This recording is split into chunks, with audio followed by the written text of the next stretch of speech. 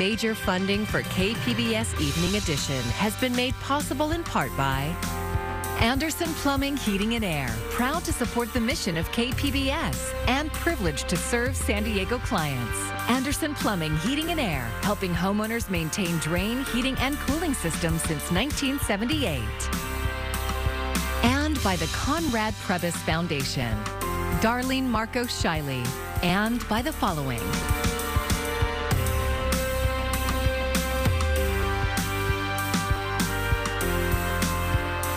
By viewers like you. Thank you. Good evening. It's Monday, January 17th. Thank you for joining us. I'm Maya Trabulsi. It's a day off for most San Diegans, but not for the health professionals working to test, track, and treat COVID-19. This video is from a drive-up testing site in Carmel Mountain Ranch, and you can see just how busy it was all day with long lines of cars waiting about an hour to get through. We aren't expecting an update on the numbers due to the holiday, but here's the most up-to-date info. The county reported nearly 10,000 new cases. That's still incredibly high, but it is down slightly from what we saw last week. More than 1,200 people are hospitalized, a number that has nearly tripled since this time last month. Nearly 200 are in intensive care. And even though it's a holiday, the county is expanding its number of testing sites, including one that just opened up today. KPBS reporter Kitty Alvarado stopped by and found plenty of people hoping for peace of mind. It may be a holiday, but lines are already long at the newly opened COVID testing site in the Zion Market parking lot on Claremont Mesa Boulevard. I mean, we've been driving all the way from the South Bay all the way here, all back and forth. We've been in Imperial Beach, everywhere trying to get a test. Chula Vista resident Lisa Otto is relieved that her family's journey to get tested is over. My daughter has a positive COVID test, and my husband doesn't feel well, and so if they both have it, hopefully I don't, and I can be the one that works and takes care of them. Denise Shalari says this site popped up right on time. Her children just got over COVID. She doesn't have symptoms, but wants to know her status. She was going to have to wait several more days to get tested. And it's hard to find appointments like right away, and if there are no appointments, the lines are, you're waiting for like 3 hours or more. So, yeah. I'm really, really grateful. CDC data shows the county had the fourth highest number of cases and deaths in the U.S. over the past week. Cases are up more than 300% in 2 weeks, and deaths are up almost 60%. In recent times, an average of 6 people each week have died from COVID in San Diego County. We've been here for an hour, and we've already done a couple hundred tests. Daniel Navarrete is Chief Operating Officer of Broadwell Health, the company running the site. The testing site is the result of a partnership among Broadwell, San Diego City Council member Chris Cate, and the Asian Business Association of San Diego. We're here Monday through Friday, 9 to 5, and we just want to really invite everyone to come on down. And it doesn't matter whether you have insurance, no insurance, regardless of your immigration status, you can get tested. Navarrete says they have PCR tests and limited rapid tests, and results should only take about 3 days.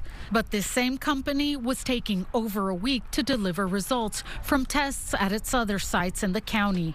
Navarrete said they're working on faster results. This week will mark 2 years since the first COVID case was discovered in the U.S. It's hard for those standing in line to believe this pandemic is still impacting their lives. You're wondering if we're ever going to get back to normal, like life before masks. And I think about kids that they've only known life walking around with masks. And it's heartbreaking and it's discouraging at the same time. Kitty Alvarado, KPBS News.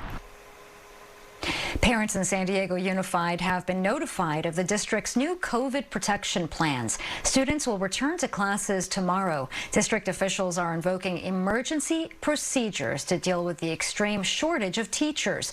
And that includes canceling all field trips and school assemblies, moving students outdoors or to large indoor spaces like auditoriums, excusing all absences due to illness or mental and emotional stress.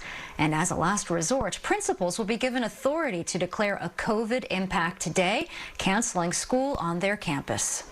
It will be made on a school-by-school basis, and it's not something that we want to do district-wide because what's happening in one school may not be happening in another. The temporary measures will allow San Diego Unified to keep classrooms open rather than resort to another district-wide shutdown. Garbage collectors are ready to end their strike and get back to work. After a month of picketing, the local Teamsters union voted to approve the latest contract offer from Republic Services. Regular trash collection will resume tomorrow. The agreement includes a raise in pay and a $1,000 bonus. Tens of thousands of homes and businesses in Chula Vista and some neighborhoods, including Claremont, fall under this contract. Martin Luther King Jr. was actively supporting sanitation workers when he was assassinated in 1968. Today, San Diego is remembering the civil rights icon. Speak City Heights reporter Jacob Ayer says some events had to go virtual again this year due to COVID. For the second straight year, Martin Luther King Jr. Day is being celebrated during the ongoing COVID-19 pandemic. San Diegans gathered in different ways to celebrate the leader of the American civil rights movement. In City Heights, the Chicano Federation hosted a day of service where the organization's CEO, Nancy Maldonado, said they beautified an art project at an affordable housing property. We chose words from Dr. Martin Luther King Jr.'s speeches, so hope, peace, words that when our residents come out, we hope that at least they can evoke some positive emotions, but also always remind them of Dr. Martin Luther King Jr. and what he stood for. Other events, like Alliance San Diego's 34th annual All People celebration, chose to forego their annual breakfast. They held their event virtually this year due to COVID-19. Isidro Ortiz, board president of Alliance San Diego, said in a written statement, "Now more than ever, we must channel the love and empathy we have felt for those touched by the pandemic into a practical and powerful recipe for systemic change." One large-scale event that did go on in person was the 32nd annual King Day. This year it was held outside in Balboa Park with live music, guest speakers, and performers. Clifton Morgan III and his family were waiting in line for the event. What he meant to the movement in terms of making this world better for not just people who look like me, but for everybody, of all cultures and creeds.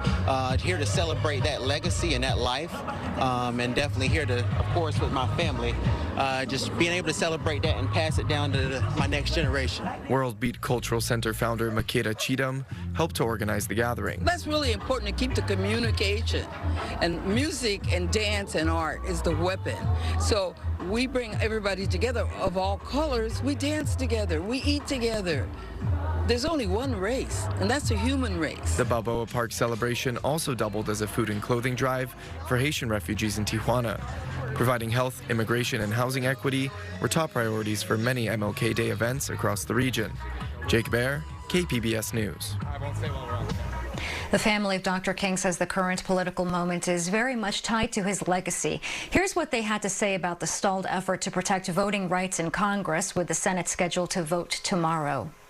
For all the elected leaders out there who are tweeting, posting, and celebrating my grandfather, Dr. King, today, my message to you is simple. Do not celebrate. Legislate. Don't tell us what you believe in. Show us with your votes. History will be watching what happens tomorrow. Black and brown Americans will be watching what happens tomorrow.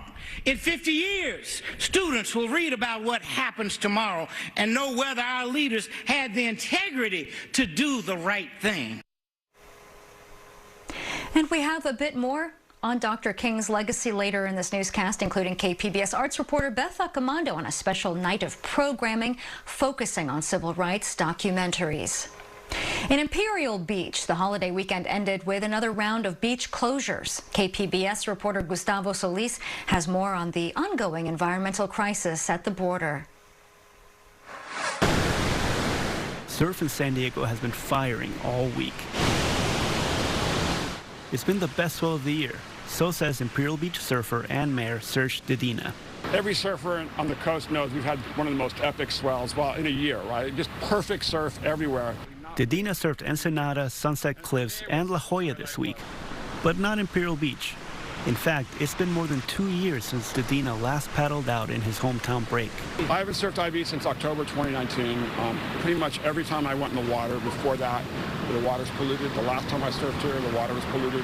And I'd go in the water, and then we have to let the lifeguards know, and then authorities know that the beach was polluted because you're in the midst of sewage. And I got so sick. 2 ear surgeries, 2 sinus surgeries that I just can't afford to get sick anymore. A recent study by the Scripps Institution of Oceanography at UC San Diego shows that the water might actually be even more polluted than we thought. The study came about because researcher Falk Fennerson kept hearing IB surfers say that the water smells funny even after tests showed it was safe for them to swim. What would happen is the surfers would say, hey, we taste, like during South Swell events, like the water tastes like laundry detergent or, chemically, or like sometimes like sewage or fecal stuff. The source of this pollution is in Mexico, specifically at Punta Bandera, where sewage from a nearby treatment plant is dumped into the ocean 6 miles south of the U.S. border. South swells push that pollution north to Imperial Beach. San Diego County determines pollution levels by testing the ocean water for amounts of specific bacteria known as fecal indicators. These include things like E. coli. That bacteria dies very quickly in sunlight. So it takes like a day and a half to 2 days for the flow to get from Punta Bandera to IB. So if it's exposed to sunlight in that period of time, the microbes that they're testing for are going to die. But viruses like the norovirus, which the county does not test for, do survive the journey, and it's making people sick. The team has briefed county officials on their findings, and the EPA will use this research to help decide how to spend hundreds of millions of dollars on infrastructure projects to solve cross-border sewage.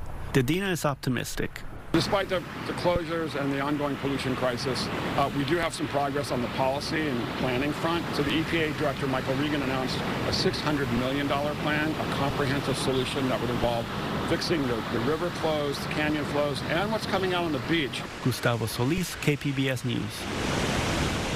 It's a sign that things are improving for the SDSU men's basketball team as they deal with their own COVID surge. One of their postponed games is back on the schedule. SDSU will now play UNLV 1 week from today. That's January 24th. It will also air on CBS Sports Network. The game was originally planned for this coming Saturday, but it was one of the several to be called off due to COVID cases on the SDSU team.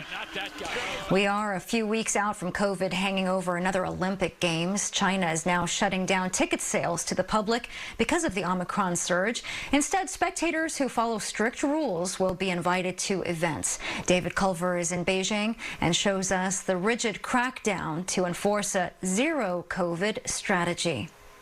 Cities across China are back in wartime mode, scrambling to identify and isolate cases of COVID-19. Recent outbreaks have some 20 million people under strict lockdowns, confined to their homes. Officials are conducting multiple rounds of mass testing and shuttling tens of thousands of residents to centralized quarantine. State media showing these makeshift encampments built within days. It is all eerily reminiscent to the start of the COVID crisis. But now, authorities know what they're looking for, and they're tracking those of us living here through our cell phones. To go into most places, you have to scan, and they can flag us should we come into contact with a confirmed case. China is proud of its zero COVID approach. That is, one case is one too many. In the months that followed the initial outbreak in Wuhan, it seemed to work, though brutal at times. This strategy has indeed been effective, until very recently. This latest surge is most concerning and perhaps embarrassing given its timing. We are 3 weeks from the start of the Winter Olympics. Beijing hoped this, the second pandemic Olympics, would be a chance to showcase its success over COVID. The games are in part why the capital city is so heavily protected. A fortress with many restrictions to get in and out. At one point, the biggest concern was cases brought in by arriving athletes, Olympic personnel, and media from around the world. It's for that reason they have created a closed-off system, which will include the area that we're in right now. No physical contact between those coming in and those of us already here in Beijing. But the virus is now spreading outside the Olympic bubble. And images like these are surfacing on Chinese social media. People packing in to get tested in nearby Tianjin. Some quarantined residents complaining about food shortages. 2 hospitals in Xi'an were ordered shut for 3 months by municipal health authorities after hospital employees were accused of putting COVID protocols above basic health care. In one case, refusing to admit a man who later died of a heart attack. In another, a woman, 8 months pregnant, initially turned away because she did not have a valid COVID test. She later suffered a miscarriage. Just ask any ordinary Chinese, right? Asking about the necessity of that zero COVID strategy. I think the public support to that strategy remains. State media showing a far more orderly public response to the strict containment measures. Most here trusting the policies. In Zhangzhou, this woman's awkward lockdown experience going viral. She's posted videos on social media explaining how a blind date that was supposed to last just a few hours suddenly stretched several days when new confirmed cases forced everyone in the neighborhood into a snap lockdown, both trapped in his home. She told local media, because we don't really know each other, it's really awkward. All he does is cook, clean, work. He doesn't talk much. In the 3 weeks until the start of the Winter Games, China might still prove effective in containing the virus, returning to a COVID-free country, at least officially. But for how long? And that was David Culver reporting. Parts of San Diego got a few more sprinkles today. This is a video from the Rancho Bernardo area, just enough to keep the windshield wipers on. We might see a bit more rain overnight before sunny skies return this week. Jessica Pash has the forecast.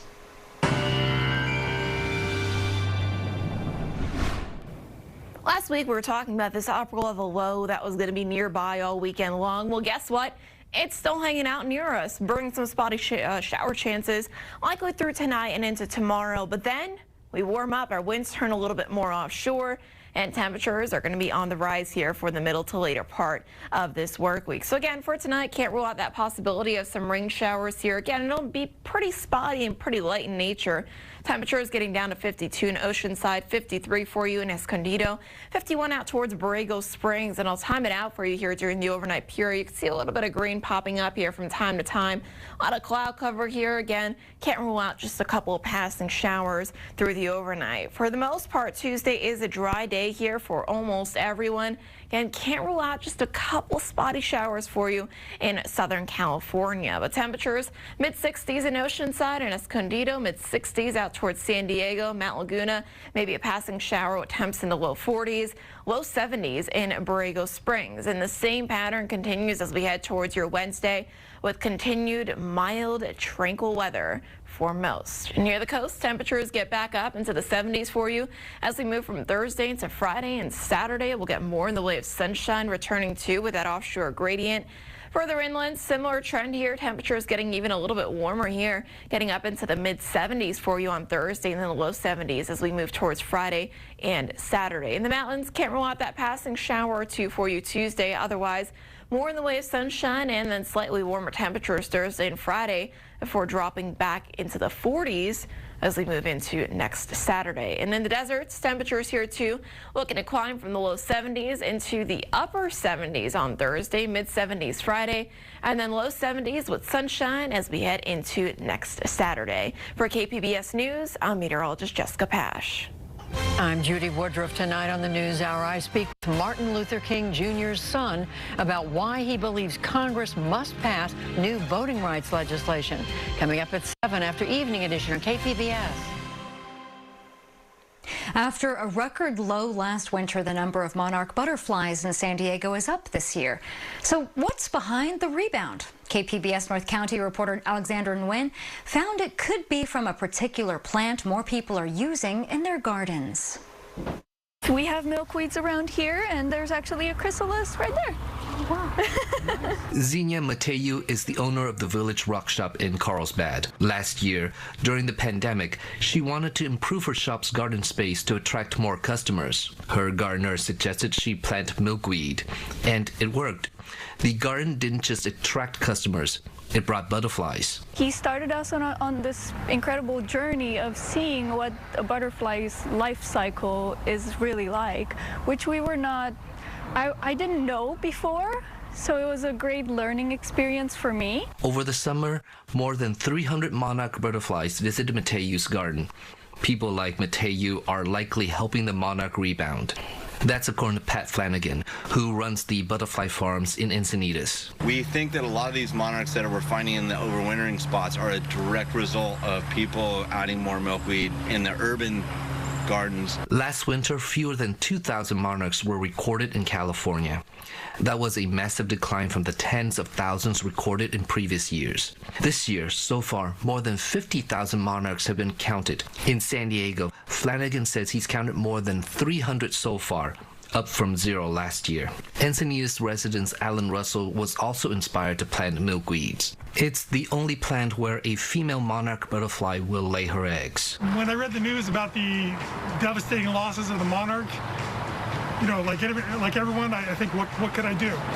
So last year, I probably had 14, 15 milkweed plants going, and nurtured them. He says there's nothing like watching a monarch hatch and fly away. But Flanagan warns not to celebrate this year's rebound just yet. He says scientists don't exactly know why the numbers declined or seem to be on the rebound. Alexander Nguyen, KPBS News. Tonight, Turner Classic Movies has created a special slate of civil rights documentaries from the 1960s in honor of Martin Luther King Jr. Day. KPBS film critic Beth Accomando has this preview of tonight's lineup.